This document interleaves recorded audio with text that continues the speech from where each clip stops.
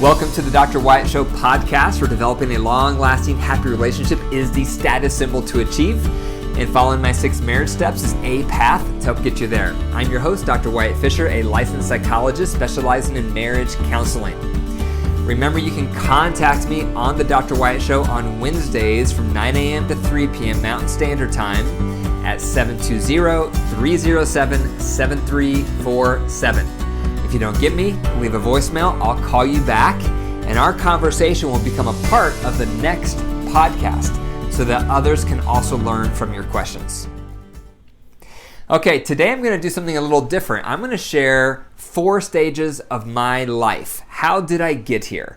I'm going to start with my personal life and then get into my professional journey, because a lot of you have asked me before, how did you get here? How did you end up here doing what you're doing? So I hope you find this enjoyable and interesting. Often we want to know. We want to know someone's story. On my website, drwyattfisher.com, you can click on About, and you can learn more about my story. But today I'm going to go in more depth and share more of my professional journey than I've shared in other places. So stage 1 was my upbringing. That's the first thing I'm going to talk about, my upbringing. I was born in Bryan, Ohio. Very small town, up in the northwest corner of Ohio, next to Indiana, next to Michigan. That's where I was born. I still have a lot of family there. That's where my parents met. They both went to high school there. They were high school sweethearts. And so that's where I was born. I have an older sister, one older sister who's 3 years older than me. And so that's where it all began. And unfortunately, by the time I was 6 or 7, my parents had a divorce.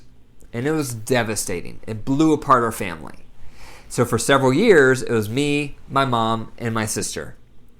Then my mom met someone new and got remarried. So now I had a new stepdad and a new stepbrother. And they decided to move to Colorado for a fresh start. So that was way back when I was around 9 or 10. We moved to Colorado Springs, and that's where we started this new family. And for a few years, things were okay, but more and more, my stepdad and I were not getting along. We started butting heads. And it came to a head when I was a freshman and we had a falling out. And so I decided to go live with my dad, who moved to Texas. And so I went to Texas when I was a freshman in high school. First few years, things went okay with my dad and my stepmom. However, I was strong-willed, my dad was strict. So by the time I was a senior, him and I had a falling out. And so I went to live with a friend who also lived right there locally in Texas, and I lived with that friend and his mom until I graduated high school. My dad did not think I should go to college. He didn't think I had what it took to go to college at that time. He thought I should go to the military. I was not interested in going to the military, and so I went to college anyway. And I moved back to Colorado to go to college, and I went to the University of Colorado at Boulder. So at that time in my life, I was so focused on just having fun. I was wild. I was strong-willed. I did not care about learning, and that caught up with me by my sophomore year. My performance was so poor at college that I got suspended. And it was so poor that I had to reapply to get back in. And thankfully, I did. And this goes into my second stage. So this is my undergraduate and graduate college experience. So when I came back to undergrad as a sophomore, I was determined to be a good student. So I made a commitment to myself that I was going to read all of the assigned reading for one semester. I had never really read. I just skimmed through high school, did the bare minimum, and then I skimmed through my freshman year of college, and then it caught up with me. So at this point, I was determined to become a good student. So I started reading everything, all of my assignments. I started reading everything. And through that experience, I fell in love with learning. My mind blew up. I couldn't believe how much there was to learn, and it was so fascinating. And my major was international affairs. And the reason I chose that major is because I wanted to make an impact. Because of all the stuff I had gone through in my upbringing, all of the brokenness, all of the fallouts, all of the turmoil, all of that heartache that I had gone through really developed a deep-seated desire in my soul to want to help others. So at the time, my mindset was, let me major in international affairs because that's going to allow me to help as many people as possible across the world. That was my thought process as a 20-year-old. So that was my major. So I took a lot of political science courses, a lot of economic courses, a lot of history courses, and I loved it. I really enjoyed it. But by the time I was a senior graduating, I was still unclear of what to do. And then when I was really doing some soul searching, I felt like I was getting called to help people one-on-one. And that was my purpose, that was going to be my mission, that was going to be my passion, was to help people more on a one-on-one basis. So the idea of becoming a psychologist, becoming a therapist started entering in. So my wife and I were actually signed up to go to the Peace Corps.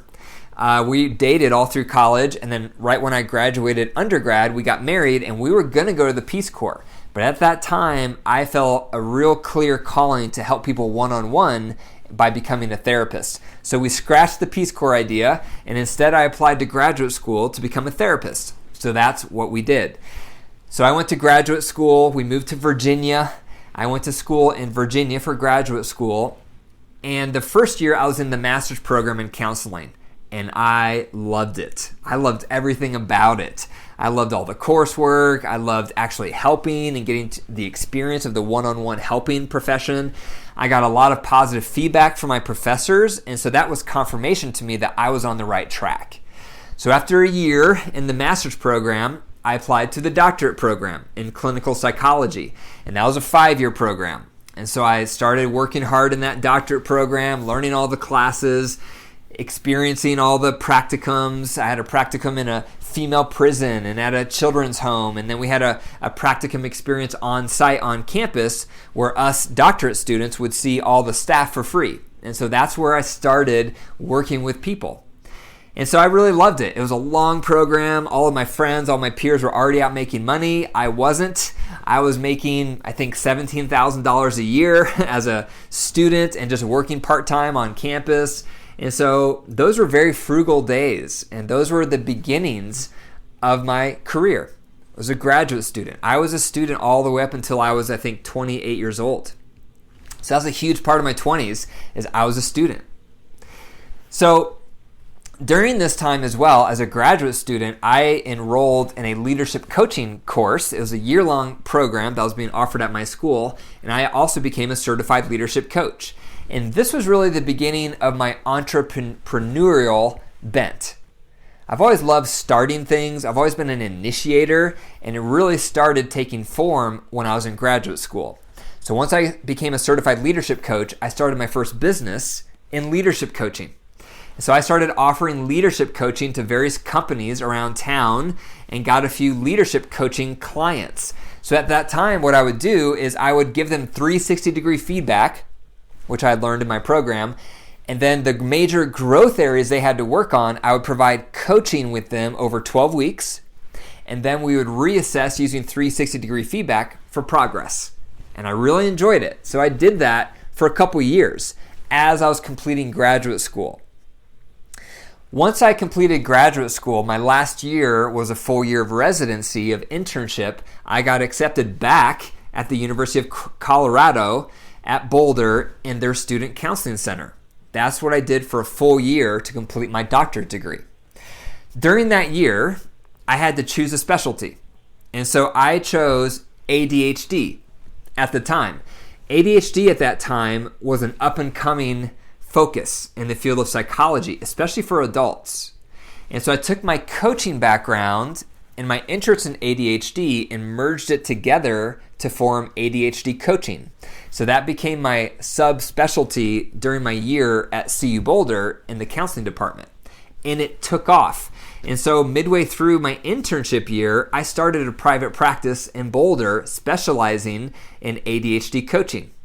And that became the segue as I graduated and got my doctorate back in 2005. I already had a private practice going, and so I just kept it going. And then I also started getting into online teaching at the time. I really wanted something stable financially for my growing family, and I knew online teaching was up and coming. So I started applying to universities to do their online teaching for them in psychology. So I got hired at 6 universities over several years as I kept applying. And so that became what I did for a good 5 to 10 years. I worked at 6 universities doing online courses, providing online courses, and I had my private practice on the side. After 5 years or so of doing ADHD coaching, I became really well known in my industry. In Boulder, Colorado, I became the person to go to for ADHD. And so there were some things I loved about it. I loved working with that population. However, I noticed after a while, my heart wasn't in it. It wasn't my passion. I didn't get excited to work with my clients for ADHD. It was just something where I saw there was a need, and so I filled the niche. And I became well known, like I mentioned, and so I was successful at it, but my heart wasn't in it. And I also noticed more and more as I was working with clients with ADHD, it started becoming couples work because someone would bring in their spouse. And so we would work on how ADHD was impacting the marriage. And so a lot of my work in my private practice became more and more about couples. And I have always loved marriage. I always loved the focus of marriage. And I remembered back to when I was in graduate school and my interest was always in marriage. And this takes me into number 3, the third stage of my development, which is my early career. And so even though I was specializing in ADHD, even though I was well known for ADHD, even though I had a thriving practice around ADHD, I just felt more and more that my heart wasn't in it. My heart was for couples. And so around this time, about 5 to 8 years into my private practice, I started considering maybe I should relabel my niche and focus more on just couples, on just relationships, on just marriage. And so that's what I did. And so I made that transition. I started phasing out of all ADHD work and primarily specializing only in couples, only in marriage. And that took a few years to phase out of one and phase into a new niche. You have to have a niche when you're a psychologist. You can't just be a generalist because you'll be like vanilla ice cream. You have to have a niche. And so I started specializing just in marriage counseling. And so then things really started taking off because now my heart was engaged. Now I had passion. Now I could use all my experiences of being married myself and all the stuff my wife and I had gone through, all the stuff I'd been through growing up, all of my education, everything I've read. I was able to start funneling all of that into this one centered passion, which was marriage counseling. And then I lit up. Then I became on fire because I was ignited because it was everything I wanted to do. Everything was starting to line up for me. And this brings me into my 4th stage, which leads me into my current career focus. So I started focusing on everything marriage. So I started a website and started writing articles on marriage. I eventually started this podcast where I was talking about marriage and couples. Eventually I started my retreat, the Total Marriage Refresh, about how to have a good relationship, the top 6 steps to marital satisfaction. That's what I cover in my retreat. And then eventually I started developing an app on helping couples stay in love called Keep the Glow. And then eventually I wrote a book on the Total Marriage Refresh retreat. I turned it into a book.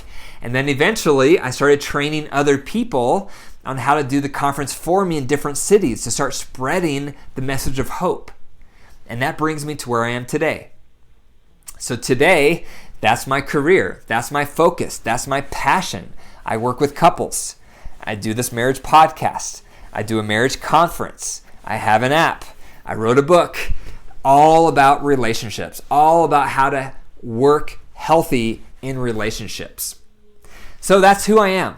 That's been my journey, and that's how I got here. So those are 4 stages of my life. So number 1, I went through my upbringing. Number 2, I talked about my college experience, both undergrad and graduate school. Number 3 is my early career days. And then number 4 is my current career focus. Thank you for listening to the Dr. Wyatt Show podcast. I hope you enjoyed the episode today, even though it was different than most episodes I do. For more marriage resources, be sure to go to my website, drwyattfisher.com. And remember to click the 5 stars and leave a review. I love hearing your reviews. If this podcast is making an impact on you. Also, if you know someone that could benefit from this podcast, a loved one, a friend, send them a text today and tell them about the Dr. Wyatt Show podcast. And remember, your marriage is alive. If you nurture it and care for it, it will grow. But if you deprive it and neglect it, it will wilt and die. The choice is up to you. Take care.